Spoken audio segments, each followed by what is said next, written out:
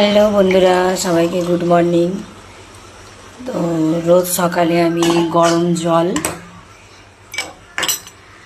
আর এই 1 চিমটে নুন আর এই গেল লেবু,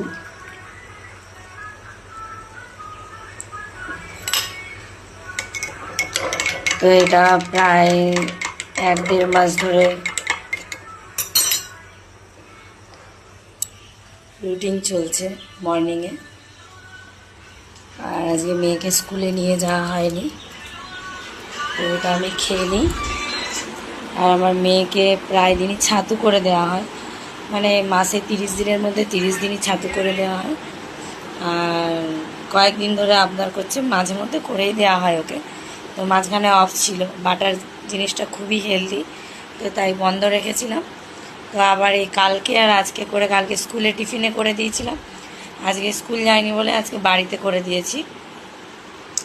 তো সেরকম কিছুই না, এই যে ব্রেডের সাথে বাটার দিয়ে আর উপরে চিনি ছড়িয়ে দিয়েছি, আর এই যে গরম দুধ। এই যে ওর ব্রেকফাস্ট, বিছানা থেকে নামেনি, কখন পড়তে বসবে জানি না। মোটামুটি ঠিক আছে, কখন পড়তে বসবি? কি